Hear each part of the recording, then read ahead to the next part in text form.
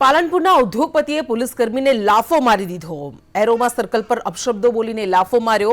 પાલનપુર પશ્ચિમ પોલીસ મથકે ફરિયાદ નોંધાવાઈ છે। પોલીસ અને ઉદ્યોગપતિ વચ્ચે બબાલનો વિડીયો વાયરલ થયો તો લાફો મારનાર ઉદ્યોગપતિની હજુ સુધી અટકાયત નથી કરવામાં આવી।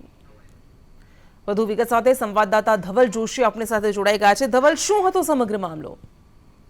ક્રિષ્ના, ચોક્કસથી વાત કરવામાં આવે તો પાલનપુરના ઉદ્યોગપતિએ પોલીસ કર્મીને લાફો માર્યાનો બનાવ છે તે સામે આવ્યો છે। મહત્વની વાત છે કે પાલનપુરના એરોમા સર્કલ પર ગત રાત્રિનો બનાવ છે।